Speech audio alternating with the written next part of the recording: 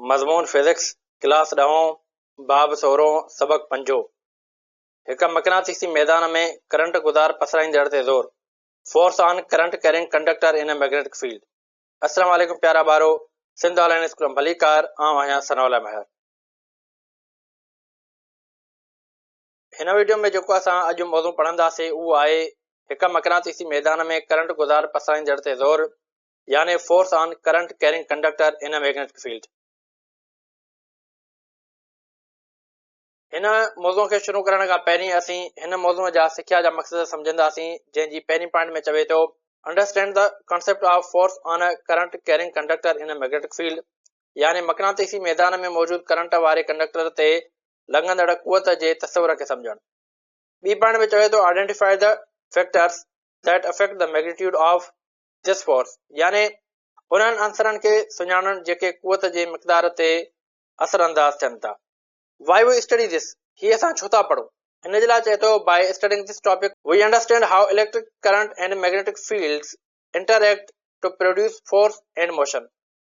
This concept is the basic working principle of many electrical devices such as electric motors, loudspeakers and measuring instruments, which converts electrical energy into mechanical energy.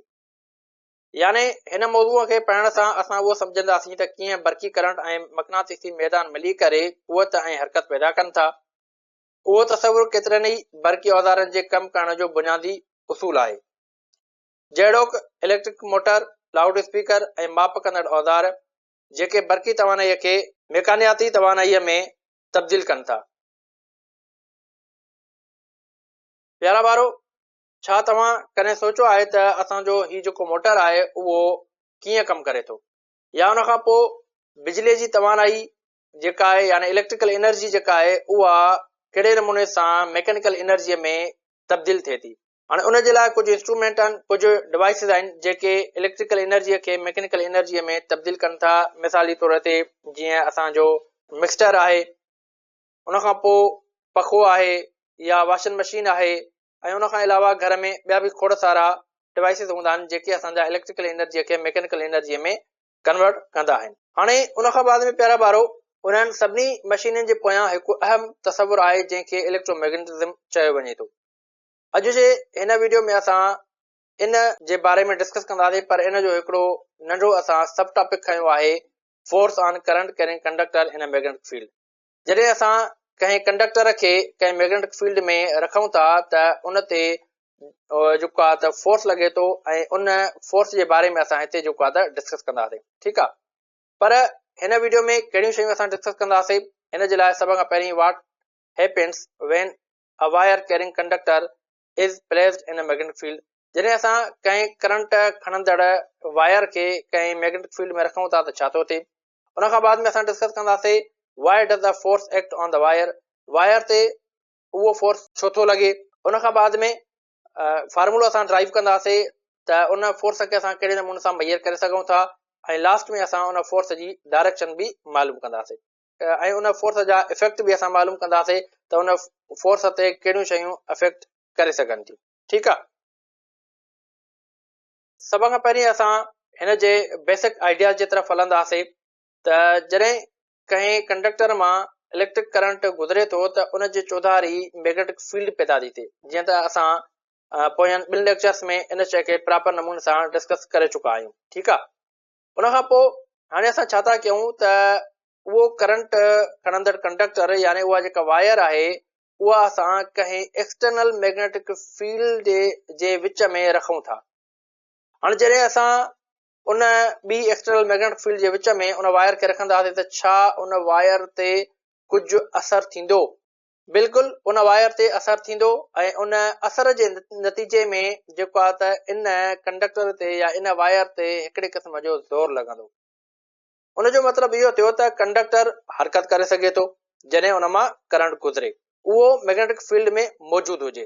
ठीकु आहे, यानी conductor असांजो जेको आहे त उहो magnetic field में मौजूदु हूंदो तॾहिं उहो चिरपुर करे सघे थो, तॾहिं उन में हरकत पैदा थी सघे थी, ऐं उहा हरकत कंहिंजे करे पैदा थींदी? ओ इन एक्सटर्नल मैग्नेटिक फील्ड जे करे। हाणे इहो ई उसूल जेको आहे इलेक्ट्रिक मोटर में बि इस्तेमालु थींदो आहे। ठीकु आहे प्यारा ॿारो, उन खां पोइ हाणे जेको आहे त असां हलूं था इन फोर्स जे डायरेक्शन जे तरफ़। त हीउ जेको फोर्स हिन असांजे कंडक्टर ते लॻंदो उनजी डायरेक्शन कहिड़ी आहे। हाणे इहो जेको फोर्स आहे इन जी जेका डायरेक्शन आहे उहा ॿिनि जेको आहे त शयुनि ते दारोमदार रखे थी। सभ खां पहिरीं जेका आहे त उहा the direction of the current in the conductor, यानी उन कंडक्टर में जेको करंट फ्लो थो थिए उनजी डायरेक्शन कहिड़ी आहे, उनजी डायरेक्शन ते बि असांजो फोर्स जी डायरेक्शन डिपेंड करे थी। ऐं ॿी जेका पॉइंट आहे उहा आहे वरी the direction of the magnetic field, ऐं मैग्नेटिक फील्ड जी डायरेक्शन ते बि फोर्स जी डायरेक्शन जेको आहे दारोमदार रखे थी। हाणे उन खां बाद में प्यारा ॿारो इन मां इहा शइ असांखे मालूम थिए थी त जॾहिं उन्हनि मां कंहिं बि हिकु शइ जी असां डायरेक्शन तब्दील कंदासीं त असांजे जेका फोर्स जी डायरेक्शन आहे उहा तब्दील थींदी। जेकॾहिं असांजी करंट जी डायरेक्शन तब्दील थिए थी तॾहिं बि फोर्स जी डायरेक्शन तब्दील थींदी, या उन खां बाद में जेकॾहिं मैग्नेटिक फील्ड जी डायरेक्शन तब्दील थिए थी तॾहिं बि जेको आहे त असांजी फोर्स जी डायरेक्शन तब्दील थी सघे थी। ठीकु आहे। ऐं उन खां बाद में हिकिड़ी ॿी अहम पॉइंट त असां हीउ जेको कंडक्टर आहे उहो हिन एक्सटर्नल मैग्नेटिक फील्ड जे जेको आहे त परपेंडिकुलर रखंदासीं। अगरि जेकर असां परपेंडिकुलर न रखंदासीं त असांजो जेको फोर्स आहे उहो मैक्सिमम उन कंडक्टर ते न लॻंदो। अगरि जेकॾहिं असांखे मैक्सिमम फोर्स खपे एक्सटर्नल मैग्नेटिक फील्ड जो हिन कंडक्टर ते त असांखे हीउ कंडक्टर जेको आहे हिन एक्सटर्नल मैग्नेटिक फील्ड में 90 डिग्री ते रखणो पवंदो। ठीकु आहे। ऐं इहा असांजी ज़रूरत बि आहे। सो अहिड़े नमूने सां प्यारा ॿारो हाणे असां ईंदासीं हिन फोर्स खे कैलकुलेट करण जे लाइ असां हिकिड़ो फार्मूलो ड्राइव कंदासीं त कहिड़े नमूने सां असां हिन फोर्स खे जेको आहे त कैलकुलेट करे सघूं था। तो इन जे लाइ सभ खां पहिरीं ॻाल्हि करे थो त force is directly proportional to the current, त जेतिरो करंट वधीक हूंदो ओतिरो फोर्स वधीक लॻंदो कंडक्टर ते। उन खां पोइ चवे थो त लेंथ ऑफ द कंडक्टर, जेतिरी ड्रैग वधीक हूंदी कंडक्टर जी ओतिरो फोर्स उन कंडक्टर ते वधीक लॻंदो। हाणे इन ॿिन्ही शयुनि खे जेकॾहिं असां कंबाइन कयूं त असांजो फार्मूलो ठही वेंदो F is directly proportional to the current into length of the conductor. ठीकु आहे। प्रोपोर्शनली ख़तमु करे असां छा लिखंदा आहियूं, इक्वल जी निशानी ॾींदा आहियूं, ऐं उन खां पोइ असां कांस्टेंट बि ॾींदा आहियूं। ऐं हिते कांस्टेंट छा आहे असांजी, उहा एक्सटर्नल मैग्नेटिक फील्ड। इहा ॿाहिरीं मैग्नेटिक फील्ड जेका आहे त उहा तब्दील नथी थी सघे, बाक़ी जेका असांजे कंडक्टर जी मैग्नेटिक फील्ड आहे उहा घटि वधि थी सघे थी। ठीकु आहे, करंट जे बुनियाद ते। सो असां वटि फार्मूलो ठही वेंदो F is equal to B I L. ठीकु आहे। ऐं उन खां बाद में असां हिते जेको आहे त एंगल जो बि ज़िक्र कयोसीं त जॾहिं असांखे हिन कंडक्टर ते मैक्सिमम फोर्स जी ज़रूरत पवंदी त असांखे हिन कंडक्टर खे जेको आहे त हिन मैग्नेटिक फील्ड जे परपेंडिकुलर रखणो पवंदो, यानी असांखे 90 डिग्रीअ ते रखणो पवंदो। तो एंगल खे मेंशन करण जे लाइ असां फंक्शन यूज़ कंदासीं साइन थीटा। ठीकु आहे प्यारा ॿारो। इन खां पहिरियों वारे लेक्चर में असां हिकिड़े टॉपिक खे डिस्कस कयोसीं जंहिंमें असां चयोसीं जॾहिं असां हिकु चार्ज खे एक्सटर्नल फील्ड में रखूं था त उन ते ज़ोर केतिरो थो लॻे, ऐं उन ज़ोर खे कैलकुलेट करण जे लाइ असां जेको आहे त फार्मूलो ड्राइव कयोसीं। उहो फार्मूलो हुयो F is equal to Q V B sine theta. उहो छा जे लाइ आयो, उहो सिर्फ़ु ऐं सिर्फ़ु हिकु सिंगल चार्ज जे लाइ। पर हिते असां कंडक्टर जी था ॻाल्हि कयूं, हिन में इलाहियूं चार्जिस हूंदियूं। ठीकु आहे। हिते असां वायर जी था ॻाल्हि कयूं।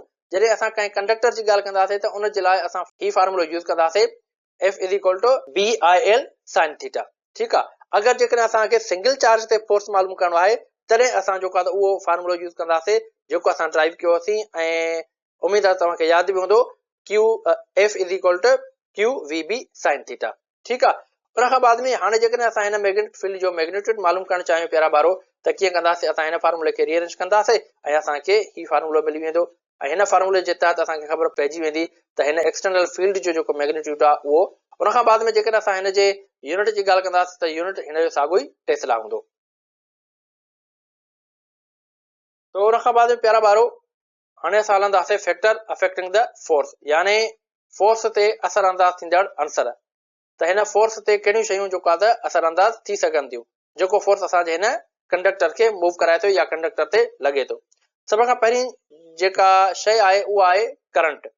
ठीकु आहे। जेकॾहिं असां करंट वधाईंदासीं त असांजो जेको ज़ोर आहे, असांजो जेको फोर्स आहे उहो हिन कंडक्टर ते वधीक लॻंदो। अगरि जेकॾहिं हिन कंडक्टर में करंट असांजो घटि फ्लो थींदो त हिन कंडक्टर ते फोर्स बि घटि लॻंदो। उन खां बाद में सेकंड शइ आहे उहा आहे मैग्नेटिक फील्ड। ठीकु आहे। जेकॾहिं असांजी मैग्नेटिक फील्ड स्ट्रांग हूंदी तॾहिं हिन कंडक्टर ते असांजो जेको फोर्स आहे उहो वधीक लॻंदो। अगरि जेकॾहिं मैग्नेटिक फील्ड असांजी स्ट्रांग न आहे त फोर्स बि घटि लॻंदो। उन खां बाद में थर्ड जेका शइ आहे उहा आहे लेंथ ऑफ द कंडक्टर। जेकॾहिं असां हिन मैग्नेटिक फील्ड में कंडक्टर जी लेंथ वधाईंदासीं तॾहिं बि जेको आहे त फोर्स हिन कंडक्टर ते वधीक लॻंदो। जॾहिं हिन कंडक्टर जी असां लेंथ घटाईंदासीं त हिन कंडक्टर ते जेको फोर्स आहे उहो घटि लॻंदो, यानी फोर्स जेको आहे उहो लेंथ ते बि डिपेंड करे थो। ऐं उन खां बाद में लास्ट पॉइंट जेका आहे उहा आहे angle between current and magnetic field.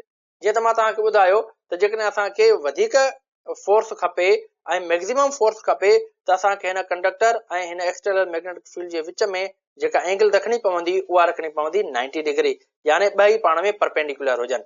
ठीकु आहे प्यारा ॿारो। ऐं उन खां बाद में असां हिकिड़ी ॿी शइ हिते सम्झण जी कोशिशि कंदासीं, उहा इहा कंदासीं त ही फोर्स जेको आहे हिन कंडक्टर ते लॻे कीअं थो, उनजो सबबु छा आहे, कहिड़ी वजह जे करे लॻे थो। ठीकु आहे, उनजो तरीक़ेकार कहिड़ो आहे। हाणे जीअं त असांखे ख़बर आहे त जॾहिं कंहिं बि कंडक्टर में असां जूं जेके चार्जिस आहिनि या करंट आहे जॾहिं फ्लो थींदो आहे त उन में एक्सटर्नल मैग्नेटिक फील्ड जेको आहे त ठही पवंदी आहे, यानी उनजे चौधारी हिकिड़ी मैग्नेटिक फील्ड ठही पवंदी आहे। ठीकु आहे, हाणे उन खां पोइ छा थो थिए त जॾहिं असां हिन कंडक्टर खे हिन एक्सटर्नल वरी मैग्नेटिक फील्ड में अञा ॿी मैग्नेटिक फील्ड में जॾहिं रखूं था त पोइ छा थो थिए त ही जेके ॿ मैग्नेटिक फील्ड्स आहिनि उहे पाण में इंटरेक्ट थियूं करनि। कहिड़ियूं कहिड़ियूं मैग्नेटिक फील्ड, हिकिड़ी जेका करंट जे करे पैदा थी थिए ऐं हिकिड़ी जेका आहे त उहो हीअ ॿाहिरीं ॿी मैग्नेटिक फील्ड। ठीकु आहे, इहे ॿई पाण में छा थियूं करनि, इंटरेक्ट थियूं करनि। ठीकु आहे, हाणे जॾहिं इंटरेक्ट थियूं करनि त पोइ ॿ मैग्नेटिक फील्ड छा कंदियूं, या त पाण में अट्रैक्ट थींदियूं या हिक ॿिए खे रिपेल कंदियूं। ठीकु आहे, हाणे उन अट्रैक्शन या रिपल्शन जे करे ज़ोर जेको आहे त असांजे कंडक्टर ते थो पए। ठीकु आहे, ऐं जॾहिं इहो ज़ोर इहो फोर्स उन कंडक्टर ते पए थो त उहो कंडक्टर असांजो मूव करणु स्टार्ट थो करे, जंहिंजे करे जेको आहे त असांजो उहो जेको कंडक्टर आहे उहो उन मैग्नेटिक फील्ड में मूव थो करे, ऐं मूव करण जे करे असांखे फर्दर जेको आहे त करंट मिले थो, या असांजो जेको डिवाइस आहे उहो रन करे थो, ऐं असांजी जेका इलेक्ट्रिकल एनर्जी आहे उहा कन्वर्ट थी वञे असांजी मैकेनिकल एनर्जीअ में। ठीकु आहे प्यारा ॿारो। सो प्यारा ॿारो, मूंखे उमेद आहे तव्हांखे ही जेको लेक्चर आहे उहो सुठे नमूने सां सम्झ में अची वेंदो। सो हिन लेक्चर खे असां ख़तमु था कयूं। इनशाला नेक्स्ट लेक्चर में वरी असां नए टॉपिक सां गॾु मिलंदासीं। तेसिताईं अल्लाह हाफ़िज़।